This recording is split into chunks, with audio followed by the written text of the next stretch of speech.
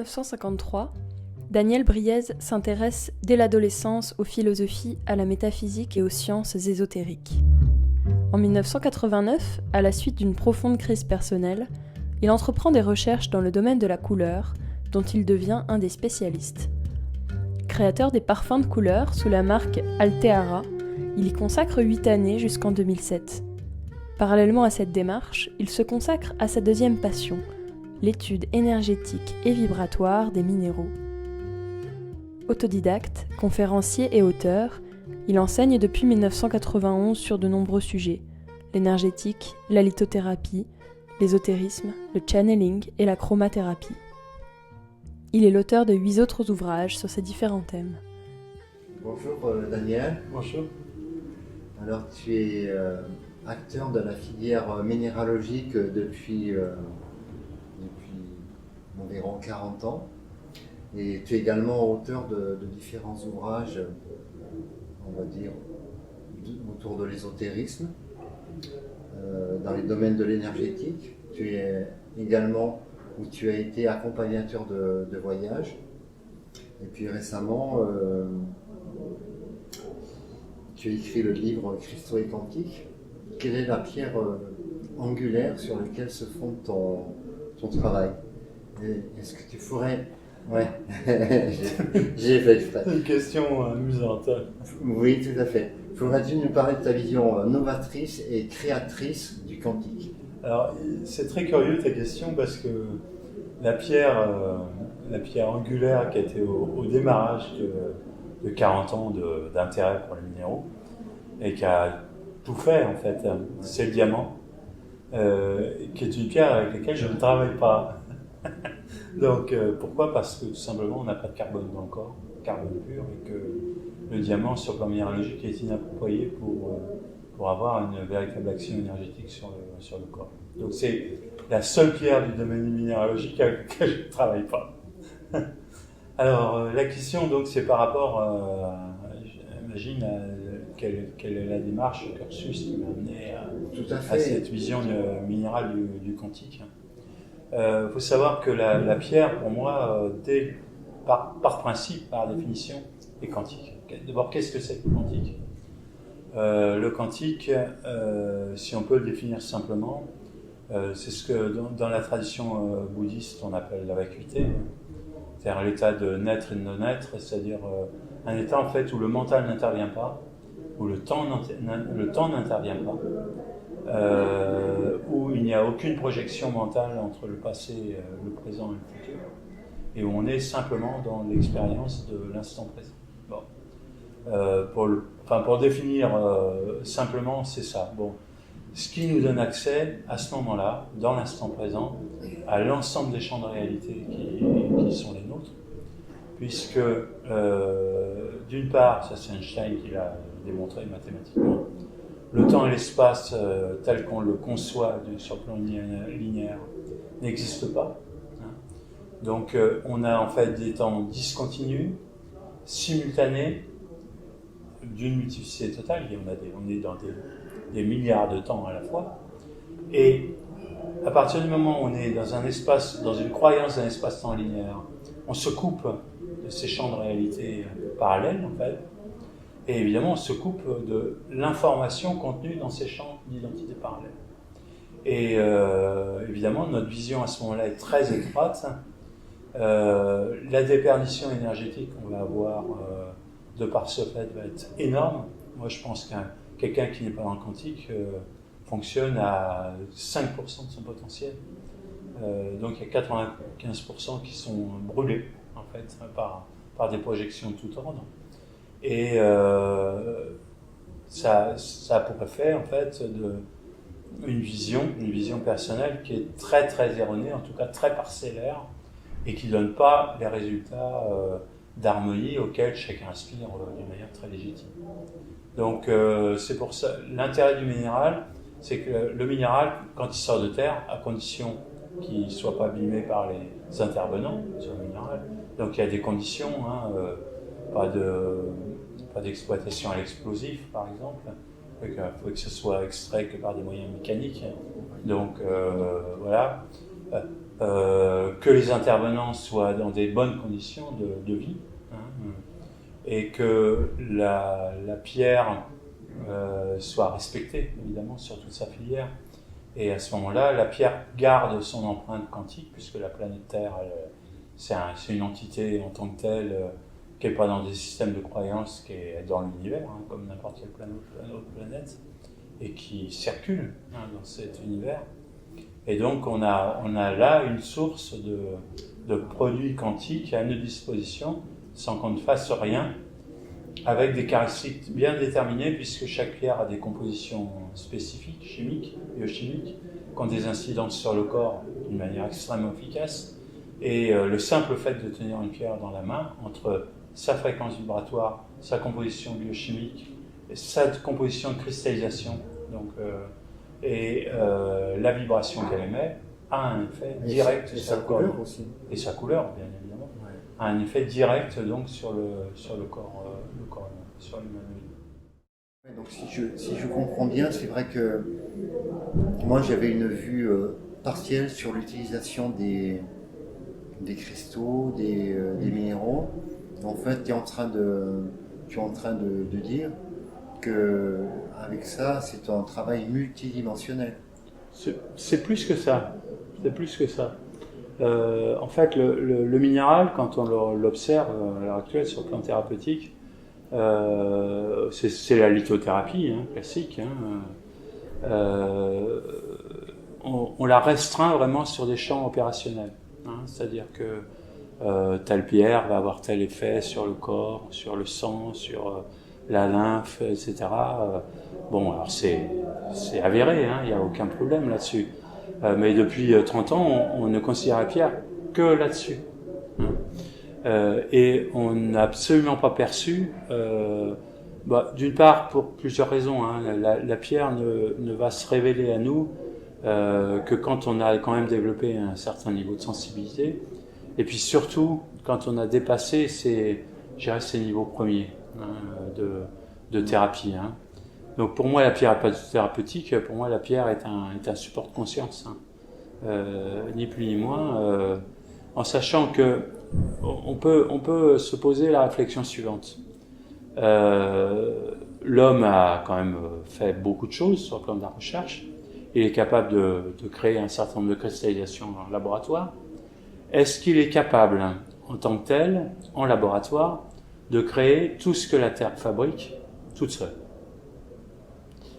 Quand on voit les conditions de chaleur, de température, de pression, la multiplicité des compositions minéraux, l'agencement de ces minéraux, les caractéristiques d'espace, de pression, etc., qu'il faut pour créer de toute pièce un minéral. Est-ce qu'on peut imaginer que ça se fait par l'opération du Saint-Esprit? Pour moi, non. Quand on voit la beauté de certaines pièces de minéralogie, qui sont des véritables créations d'art, pour moi, il y a derrière ça une conscience qui est sûrement beaucoup plus élaborée que la nôtre, que celle de l'humain. L'humain étant en quelque sorte le petit frère de la planète sur laquelle il pose les pieds. Et à travers le minéral, en fait, on peut acquérir une certaine forme de sagesse qui est là, qui est latente, et qui est contenue vibratoirement dans ces minéraux en question. Donc on est très loin de la lithothérapie dans ce cas-là. Mais évidemment, il faut abandonner toutes les idées toutes faites qu'on a sur la pierre et la limite dans laquelle on la contonne. D'accord, donc c'est comme c'est un peu où on en est, quoi. C'est un changement de paradigme. Tout à fait. Mais qui est valable aussi pour le reste dans d'autres domaines. Parce que quand on regarde bien, à l'heure actuelle, en médecine, en chimie, en technologie, etc., on se rend compte que les limites de ce qu'on fait à l'heure actuelle est liées au fait qu'on travaille en bidimensionnel et en temps linéaire, et qu'ils sont tous en train de chercher les liens qu'il y a entre, déjà aussi dans la multiplicité des disciplines, entre les liens qu'il y a entre le technologique, la biochimie, l'organique, etc., et que c'est ça qui fait que l'évolution technologique et les applications pour notre vie de demain se crée. Hein. Donc c'est pas ésotérique en fait comme démarche. Hein. On est vraiment dans une démarche de société. Mais c'est un changement de paradigme effectivement. Tant qu'on sera accroché à notre montre, de toute façon, ça fonctionnera pas. Hein. La vision sera trop étroite avec tout ce que ça entraîne en termes de limitation. C'est le pouvoir de l'instant présent. Je passe à une autre question qui est, justement, tu as parlé dans ton livre Cristaux et Quantique des énergies déviantes qui auraient fait capoter la civilisation atlante. Oui. Et donc, est-ce qu'il n'y a pas un certain travail à faire sur soi, parce qu'on peut détourner, on va dire, peut-être certaines... Oui, je pense que la façon dont le minéral a été réintroduit dans notre société actuelle, donc c'est pas vieux, hein, ça a 40 ans, hein, avec les microprocesseurs, hein, c'est vraiment là que le minéral a commencé à prendre sa place. Toutes les machines qui existent à l'heure actuelle et là où on en est, nous, sur le plan technologique, sans le quartz, il n'y aurait rien. Hein. Donc, faut quand même pas oublier ça, mais c'est très récent, ça a 40 ans. À l'échelle des 2000 ans de civilisation qu'on représente, c'est pas beaucoup. Et 2000 ans, c'est pas grand-chose non plus. Ouais, c'est une poussière. Oui, c'est une poussière. Je dirais, la civilisation égyptienne, par exemple, elle a vécu à peu près 5-6 000 ans, hein, avant de s'éteindre. Hein. Donc, on en est très loin. On a encore 4000 ans à se développer. Quand on voit simplement entre 85 et aujourd'hui, donc en 25 ans, à travers Internet, etc., l'évolution de société, de fonctionnement qu'il y a eu, qui est colossale, dans quoi on sera dans 10 ans? Est-ce que là, on irait dans une énergie déviante alors? Non, parce que je pense que la conscience individuelle de l'humain a changé. Avant, on était dans des civilisations plus archaïques qui considéraient que il y avait des connaissants, hein, que le peuple n'était pas connaissant, et donc s'en remettait pour son évolution à ses connaissants, et que on lui donnait la direction des opérations en fait. Aujourd'hui, c'est plus du tout le cas. Les religions tombent, les philosophies tombent, etc. Et en fait, on est dans une recherche de solutions individuelles. C'est-à-dire que les gens sont devenus indépendants, et ils ont fort raison. Ils réfléchissent de mieux en mieux, et ça c'est très bien. Et donc on n'est plus en mesure maintenant de faire avaler n'importe quoi à n'importe qui. Les gens réfléchissent, et à partir du moment où les gens réfléchissent, ils agissent en conscience. Et ça, c'est un mouvement qui est irréversible. Dans l'article que j'ai écrit le mois dernier, je crois, sur Soleil Levant, je parlais de l'apatite. On a établi un lien qui est colossal. Le blocage au niveau du vieillissement entre le contrôle mental et le contrôle émotionnel que tout le monde pratique, parce qu'on a été éduqué comme ça. Hein, on est dans une société de contrôle émotionnel et mental, et le vieillissement de la cellule. C'est-à-dire qu'à partir du moment où on se dégage de cette action de contrôle mental et émotionnel, la cellule peut fonctionner normalement, je dis bien normalement, alors qu'habituellement elle ne fonctionne pas normalement, et on rallonge la durée de vie. Alors là, on n'a plus besoin de crème anti-âge, ou de cosmétiques, ou de produits miracles, etc. C'est un bout d'apatite. Et la simple résonance de ce bout d'apatite va remettre en résonance ces apatites qu'on a au niveau de l'épiphyse, et ça relance la machine. Et ça permet de lâcher petit à petit tous les mécanismes de contrôle mental et émotionnel qu'on a. C'est quand même extraordinaire comme truc. Et ça, c'est une chose parmi tant d'autres. On va en découvrir des dizaines, des centaines de choses comme ça dans les années à venir. Mais ça, à condition qu'on se mette dans une perception, qu'on lâche les stéréotypes de la vision de la pierre. Nous, c'est 25 ans que ça dure. Hein. Avant, c'était à titre de hobby, mais le côté thérapeutique, vibratoire, ça fait 25 ans. Et depuis 10 ans, on sent bien que la litho, non, la litho, c'est une vision extrêmement étriquée du minéral. Ça va bien au-delà de ça. Donc voilà. Ok, donc on va rentrer un petit peu dans l'intérieur de ce que vous faites avec Viviane, ta femme. Vous donnez des formations au niveau des couleurs, au niveau des cristaux, des minéraux. Disons, en quoi consistent ces formations et quels sont les champs d'application? Alors, d'abord, on ne fait pas de formation. Ah. Non. Ce que vous appelez formation, pour nous, ça n'en est pas. J'appellerais ça plutôt de l'accompagnement. De l'accompagnement. En fait, quand on regarde l'ensemble des stages, 10 formations qu'on a dans notre programme, et le public qui est là, qui fait ces formations, la démarche globale de ça est avant toute chose l'identification des codes identitaires individuels par quelque moyen que ce soit au travers de la couleur, au travers des minéraux, au travers de l'énergétique, qui sont les trois thématiques qu'on aborde en fait, selon la thématique du stage. Mais en fait, c'est comme une espèce d'entonnoir qui ramène toujours vers la même question, qui est qui suis-je? Qui suis-je? Et dans la réponse à ce qui suis-je, comment est-ce que je peux mettre ma vie en adéquation avec le matériau que je suis? Parce qu'on est totalement différents les uns des autres. Il n'y a pas une recette valable pour tout le monde. On ne peut être que dans des recettes individuelles, que dans des modes d'intégration individuels. Et en fait, notre travail est d'abord d'identifier ces architectures individuelles. Donc on a des outils pour ça, on a créé des outils pour ça.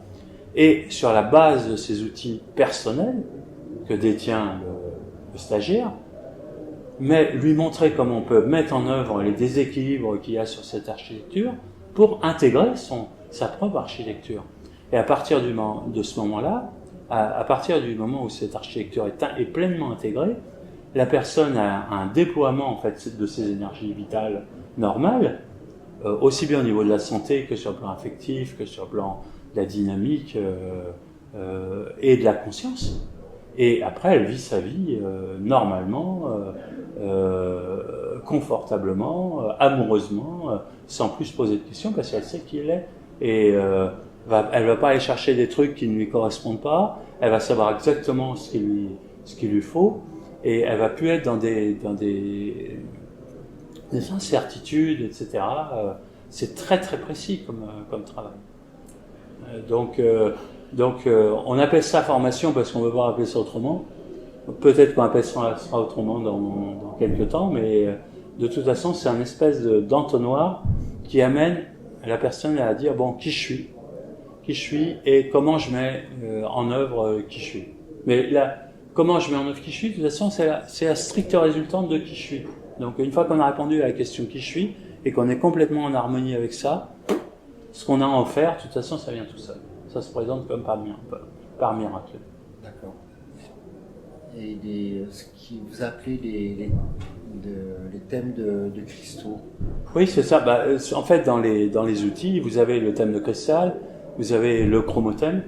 Voilà. Le thème de cristal, c'est un thème minéral. Le chromothème, c'est un thème chromique, donc luminique. Et en fait, on a par ces deux thèmes, deux points d'entrée différents, qui ont la même efficacité, qu'on va utiliser indifféremment l'un ou l'autre en fonction de la sensibilité de la personne qu'on a en face de nous, qui sont des outils complémentaires. Donc il est sûr que quand on aborde les deux outils en même temps, c'est quand même ça va très très très vite, mais c'est pas obligé. Et que plus on avance dans les outils, plus on se rend compte, ça c'est on va dire les thèmes de base, mais on est bien au-delà nous maintenant. Ça c'est les thèmes qui sont en contact du grand public, et dans nos recherches, on est sur des systèmes qui permettent de comprendre comment les codes se sont constitués.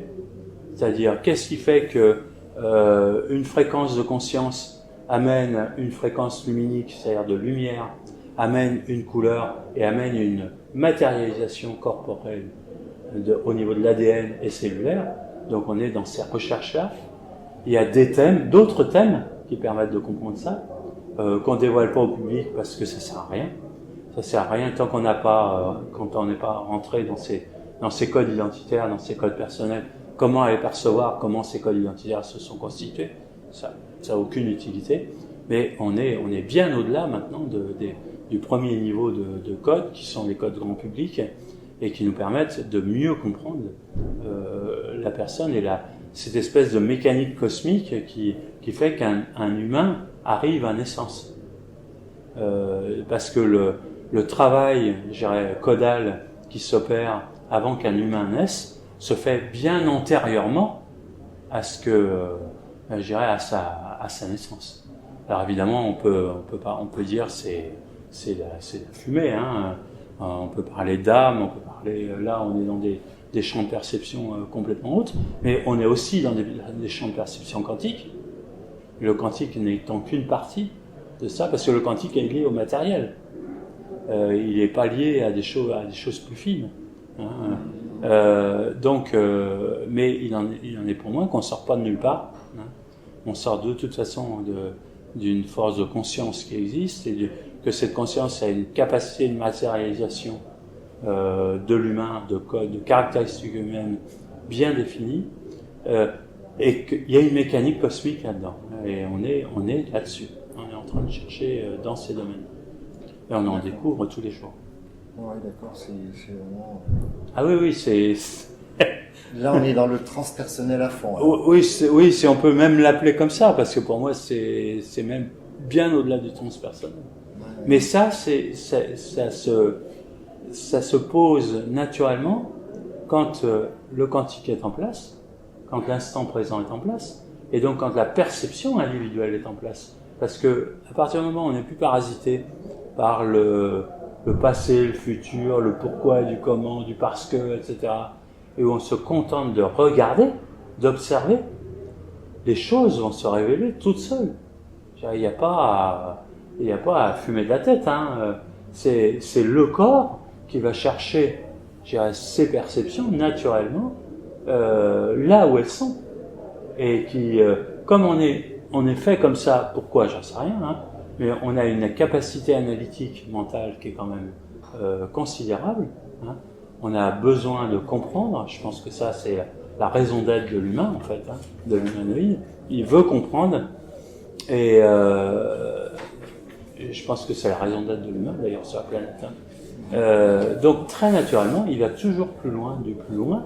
Et à partir du moment où ces énergies sont plus brûlées à chercher des choses improductives, où il est vraiment dans la réalité de sa présence de maintenant, ces champs vont s'ouvrir, il va constater beaucoup d'autres choses, il va avoir beaucoup d'autres réponses, et il va être capable de dépasser ses limites d'une manière considérable. Et je pense qu'on est là pour ça. On est sur Terre pour ça. Enfin, l'humain est sur Terre pour ça.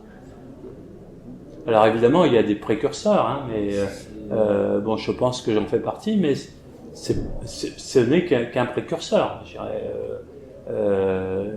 c'est des visionnaires qui décodent certaines choses.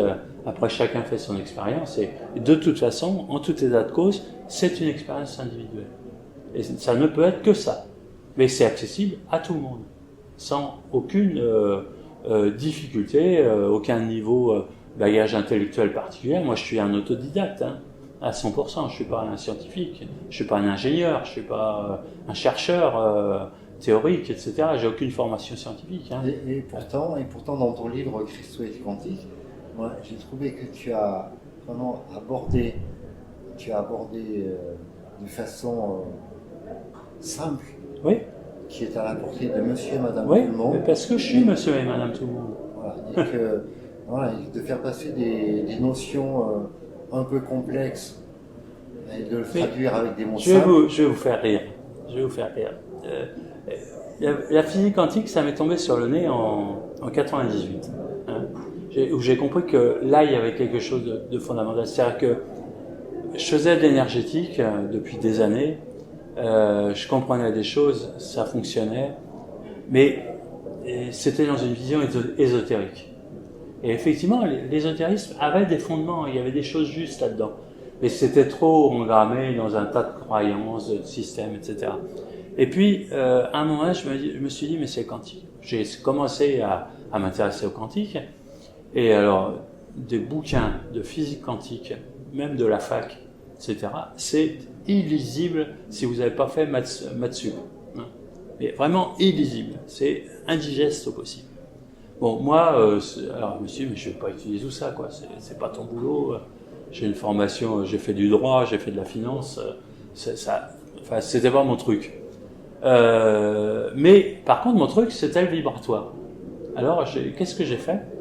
J'ai appelé un de mes amis qui était physicien nucléaire et je lui ai dit, est-ce que tu as tes polycopes de fac? Est-ce qu'il te reste ça? Il me dit, oui, oui. Je lui ai dit, ça t'ennuierait de me les envoyer? Il me dit, non, pas du tout. Il m'a envoyé ses polycopes de fac. Et puis, alors j'ai regardé ça, il y en avait 1 mètre. 1 mètre de bouquin. Et puis j'ai regardé ça, je comprenais rien. Alors qu'est-ce que j'ai fait? Parce que je crois au vibratoire, j'y crois depuis longtemps. Et je le perçois depuis longtemps et je vois que ça marche. J'ai simplement mis la pile de bouquins au pied de mon lit et pendant quasiment 1 an, j'ai dormi avec la main sur la pile de bouquins. Et je vous garantis qu'au bout d'1 an, je comprenais ce qu'était le quantique sans avoir lu une seule page sur le quantique. Et voilà, ça c'est quantique. Et voilà, ça c'est quantique. Alors, mais c'est un truc de fou. Mais c'est ça la confiance, d'être dans l'instant présent et d'être dans l'observation simplement. En fait, c'est une confiance par rapport à la vie. Et dans ce simple acte de confiance fait que toutes les barrières qu'on a là dans la tête, dans le cérébral, etc., tombent. Et on a une capacité de perception et de compréhension des choses qui est colossale.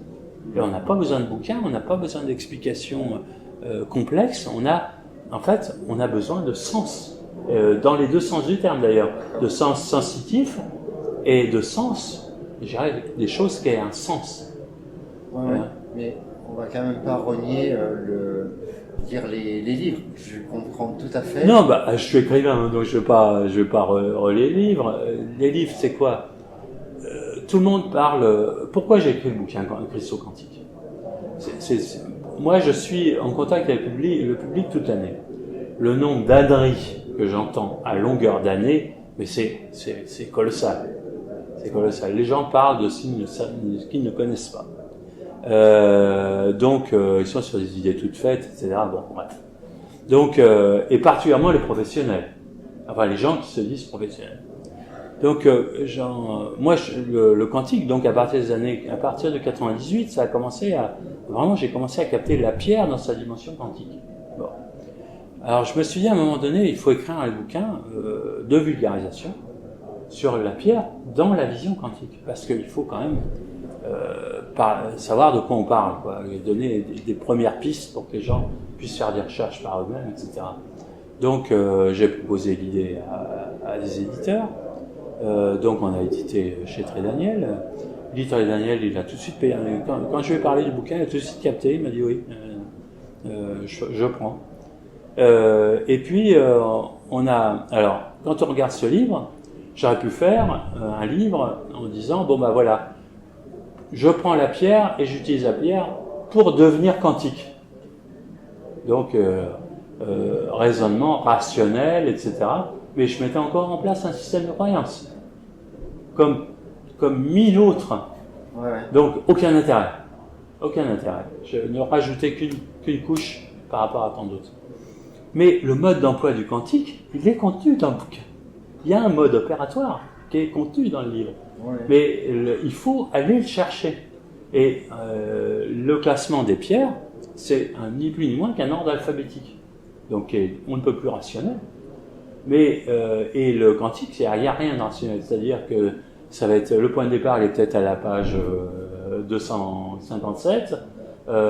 L'étape suivante, elle est peut-être à la page 10, etc., etc. C'est un jeu de piste. C'est un jeu de piste, mais la personne qui va lire ce bouquin avec son ressenti, elle va le décoder par elle-même, le jeu de piste. Elle va le trouver. Et elle peut faire comme moi j'ai fait avec ma physique quantique. Elle fout simplement le bouquin sous son oreiller la nuit, et au bout d'un moment, elle va savoir comment ça marche. Ça, c'est pas bon pour l'auteur que je suis, parce que à la limite, il n'y a pas besoin de lire le livre, mais à la limite, ça marche pareil. Et c'est pour ça, d'ailleurs, qu'on a été extrêmement exigeant avec Guy Trédaniel sur la qualité graphique de reproduction des photos de minéraux. Sur les minéraux qu'on a photographiés, c'est nous qui avons fait les photos. Enfin, parce qu'il fallait que la dimension quantique des photos du livre, en tant qu'objet, que matière, soit là. Ouais. C'est vibratoire. Ouais, c'est vibratoire, c'est un outil vibratoire. Alors, dans un autre registre, mais toujours dans la continuité, tu as parlé du handicap comme un tremplin pour vivre l'instant présent. Ah bah ça c'est extraordinaire. Là, ça c'est un outil fabuleux, qui est pas forcément le plus confortable au niveau de la vie quotidienne, mais qui est d'une exigence de tous les instants. Quelqu'un qui est en bonne santé et quelqu'un qui ne se rend pas compte de son état. Parce que on est dans des fonctions automatiques, ça marche. Du coup, il est normal de marcher, il est normal de digérer, il est normal de voir clair, il est normal d'entendre, il est normal de se mouvoir, etc. D'être dans une autonomie totale, etc. C'est la norme. Et depuis la naissance, ça marche, donc on n'y prête plus attention. Du jour où une de ces fonctions s'arrête ou s'altère, on se retrouve à... alors, où c'est particulièrement difficile, c'est quand c'est de naissance, évidemment. Mais quand c'est accidentel dans le cours de vie. Il y a eu deux hypothèses. Donc on est passé de la normalité, donc fonction automatique, à quelque chose qui le devient moins. Et pour que le peu qui reste en autonomie subsiste, on est obligé de faire en sorte que ça subsiste. C'est-à-dire, il n'y a plus de fonction automatique, on est obligé d'y poser l'attention. Et là, à ce moment-là, on commence à comprendre beaucoup de choses sur la machine humaine, et ça nous amène effectivement très loin. Pour moi, la santé a été... j'ai vécu des épisodes de santé assez chaotiques, mon parcours n'a pas été simple, et il l'est toujours pas. Mais l'exigence que ça m'a amené par rapport à moi-même et au fonctionnement de moi-même, simplement dans les actions quotidiennes de la vie courante, et là c'est pas dans ma tête, c'est vraiment dans la fonction motrice, digestive, etc., cardiaque, font que ça me permet de travailler sur le meilleur cobaye qui soit, qui est moi-même, et de comprendre comment le métabolisme fonctionne. Et je charge des solutions sans arrêt. Et où c'est génial, c'est que dès qu'on lâche sa perception, on essaye de retourner à l'automatique. Ouais. On va tomber, on va mal gérer, on va se dire merde, j'ai bouffé ça va pas, ça me fout le foie en l'air, ou les intestins en l'air, etc. Ou si on n'est pas présent dans le fait de marcher, on va louper une marche, et puis on va tomber par terre, etc., etc. C'est-à-dire que, par exemple, moi, quand je marche, je peux pas faire deux choses en même temps. Je peux pas et marcher et regarder autre chose. C'est-à-dire, moi, visiter par exemple, une ville en tant que touriste, c'est-à-dire regarder les murs comme ça, les buildings ou les maisons historiques, etc., en marchant dans une rue, je peux pas faire, Je peux pas faire. Il faut que je sois concentré à l'action de marcher. Sur ça, je m'en mêle les pieds. Du coup, je suis obligé d'être dans mon présent et dans mon corps. Je marche. Et je suis dans l'action de marché, je profite de l'action de marché. Et j'en profite pleinement parce que si cette fonction-là m'était retirée, je prends pleinement la mesure de ce que ça serait si j'avais plus cette fonction-là. Bon, et pour conclure cette interview, j'aimerais te poser la question, pour toi, qu'est-ce que l'amour? Alors, oh, quelle question. La question la plus bateau qui puisse exister dans une interview. Hein. Ah oui, mais... La plus importante aussi, mais je le concède. Mais alors, je vais faire une réponse à la noix. Enfin, une double réponse en fait. Je vais répondre d'abord sur le plan énergétique. En fait, ce qu'on appelle l'amour est une fréquence qui resserre les liens entre toutes parcelles de matière, que ce soit moléculaire, atomique, cellulaire, etc. De la plus petite parcelle de matière jusqu'à la plus grande, il y a des liaisons. Et en fait, il n'y a que du vide. Si on regarde bien au microscope, il n'y a que du vide. Si on regarde sur le plan d'une structure atomique de toute matière, c'est du vide, avec des électrons qui se baladent, etc. Qu'est-ce qui fait que cette matière va se resserrer par devenir très cohérente ou moins, va être plus dissociée? Il y a une énergie, et cette énergie, communément, on va l'appeler l'amour. C'est-à-dire qu'on se rend compte que chaque fois qu'on réintègre ce mécanisme-là à l'intérieur de soi, je ne parle pas de l'affect, je parle de l'amour, on va ressentir une reconcentration de matière, c'est-à-dire une présence plus importante, moins dispersée, et une solidité beaucoup plus importante. Bon. Et si on continue dans le regard qu'on porte là-dessus, on va se rendre compte que c'est tout simplement ce qui fait que les êtres se cherchent, se complémentent, qu'on est toujours en train de chercher l'âme sœur ou la partenaire idéale ou le partenaire idéal, ou la présence dans un groupe de personnes, etc. L'humain n'est pas fait pour vivre dans une grotte tout seul, etc. C'est pas son truc.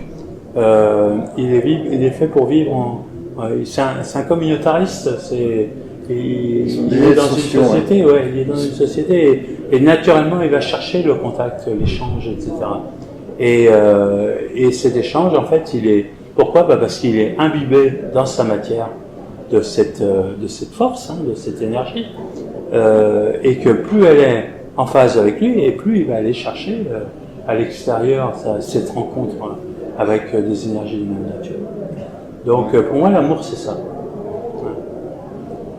Donc c'est des rapprochements. Ah oui, c'est vraiment une énergie. C'est vraiment une énergie qui converge ou qui se dessert. C'est un élastique. C'est un élastique qui peut être très très extensible, mais qui peut être aussi très très compact. Et d'ailleurs, les gens qui sont dans l'amour inconditionnel pleinement ont une force d'attraction qui est colossale. Vous pensez, moi je pense à Amma, je pense à Sœur Teresa, je pense à des gens comme ça. Je dirais très naturellement on converge vers ces gens-là parce qu'on le sent, et c'est pas magnétique, on est vraiment sur de l'énergie. C'est pas une force magnétique, c'est vraiment de l'énergie à l'état pur. Donc voilà. Ok. Donc ça veut pas très cuquer les petits oiseaux, mais voilà. Non, mais moi j'aime bien avoir ton regard sur ça, puisque c'est une approche qu'on ne m'avait jamais fait, donc c'est pas tout à fait bateau. Ah non, c'est pas bateau. Bon, merci pour merci, ce moment partagé. Merci de cette interview. Dans ce golfe de Chassieux, près de Lyon. Merci. Au revoir. À bientôt.